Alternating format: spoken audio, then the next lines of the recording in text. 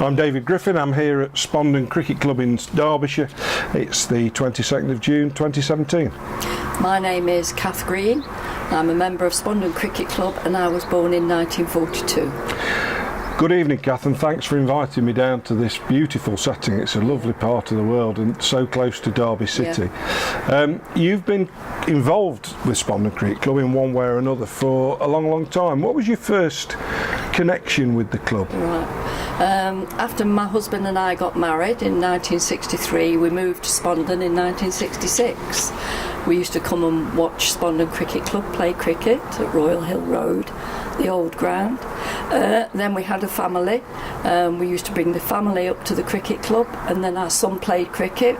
Our daughter always came with us, and we've stayed in Spondon, followed them, been supporters and helped out at the cricket club ever since.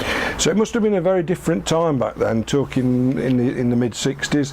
The game presumably has changed. Obviously the ground's changed because you're not at the same ground. No. But what are your happiest memories of those years back in the 60s? Almost like a small family. Really? Yes. Very close-knit on a small ground. Small clubhouse, yeah, lovely friends that we made, and everybody went with their families there. Excellent. And obviously you've got family playing with the cricket club. Yes, our son played. So did you travel and watch games of cricket when he was playing away from home? We didn't travel very far because most of the away games were pretty local, really.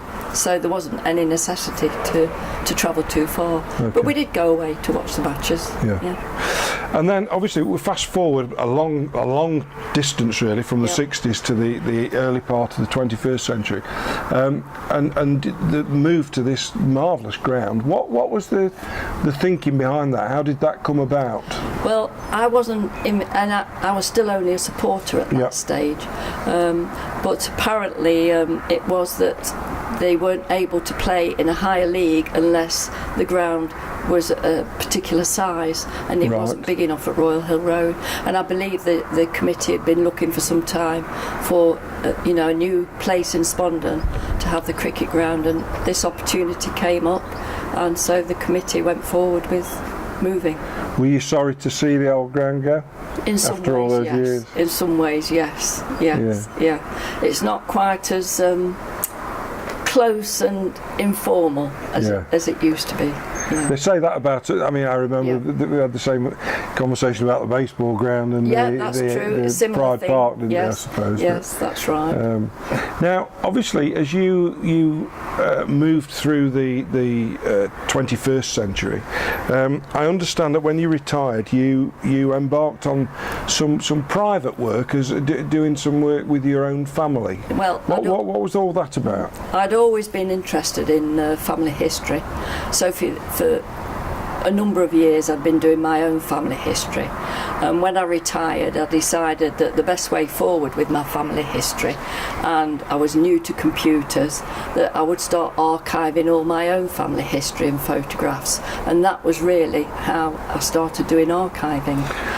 And now, of course, I've just come out of your pavilion, and it's a testimony to your work, from what I can see, that you've basically gone right back to the beginnings of time almost. Yes, what happened was when the club moved to these new premises in 2006, I'd been reading in the national newspaper about a cricket club that had been burnt down. And they'd lost all their photographs, memorabilia, everything connected with the history of the cricket club. And I asked the president, Danish Cameron, if when they'd moved to this new pavilion they'd had copies made of all the old photographs that you can see on the wall here, and it hadn't been done. So I said, well, now I've retired, I've done a lot of my own archiving, I would like to do the archiving at Spondon Cricket Club if that would be acceptable, and that's exactly what I've done. So I guess it's a never-ending job. I mean, you can get to a point where you've covered most of the time, but history's being made all the time, isn't it? True. That's true. I suppose it's never-ending. When I started, I took 8 crates home with me of stuff that was stored under the stairs, just thrown in cardboard boxes. Really? So it took me probably about 18 months, nearly 2 years, to actually sort it all out, file it, number it, put it into an inventory, and because it was something I only did as a hobby, I went to Margaret O'Sullivan, the archivist at the records office at Matlock, and asked her advice about how I should go about doing it. So following her advice, hopefully I've made a reasonable job at that.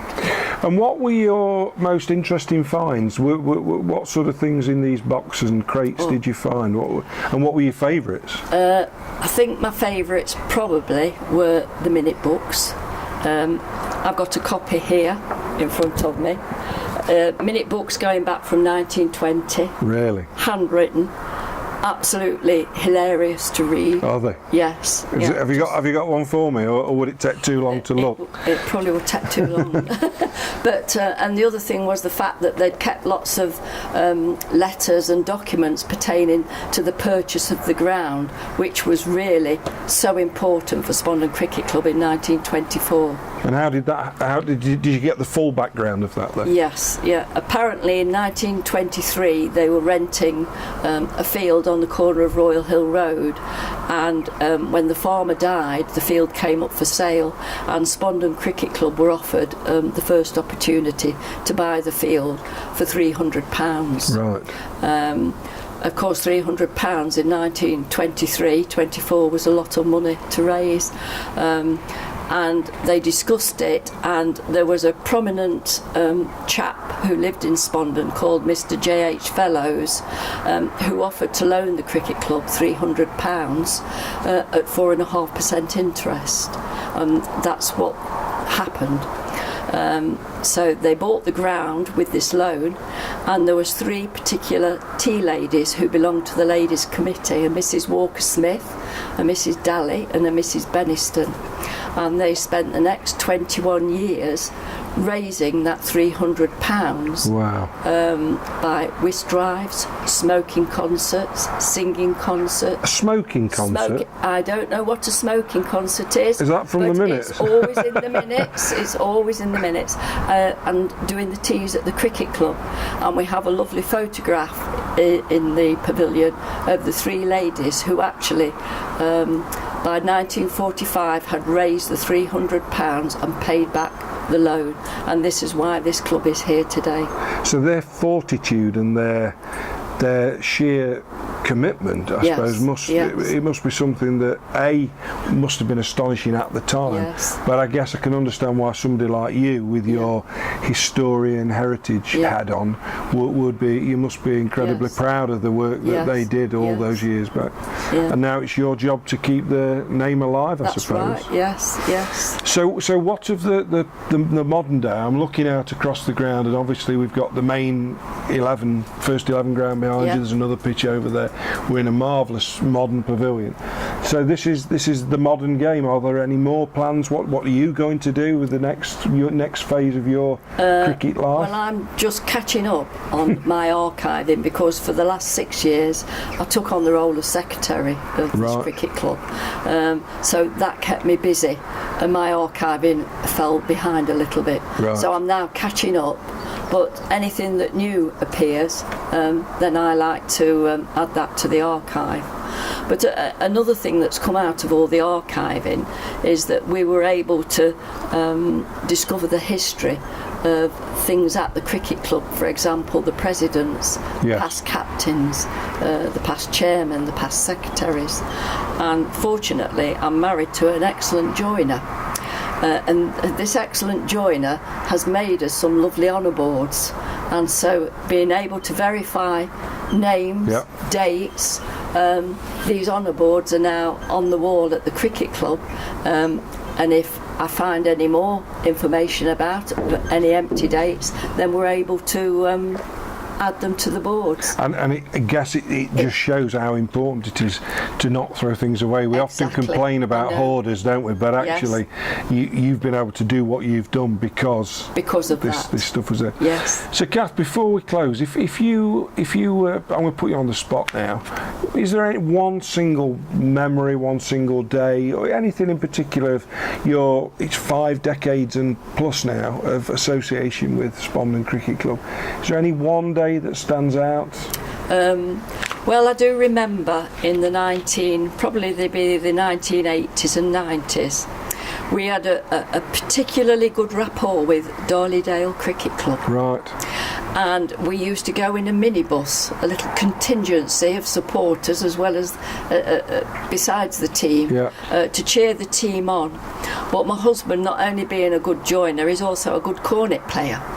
Oh, really? And the joke at the end of the game, depending which team had won, my husband used to go onto the square and play the last post. Did he really? And we used to lower the flag on the flagpole. And there was one time at I think it was probably at Darleydale when they raised somebody's underwear on the flagpole. Yes. And I think those days they were really good fun. They were really well, good it's fun. been lovely to hear your reminiscences, Kath, because so much about cricket is about fellowship and about history and about enjoying it, really. And you've clearly enjoyed your cricketing life. Yes, and it's such a wonderful family sport. Absolutely. Yes. Well, I wish you many more years here at Spondon. Thank you very much, David. Thanks, Kath. I've really enjoyed it. Thank you. Thank you.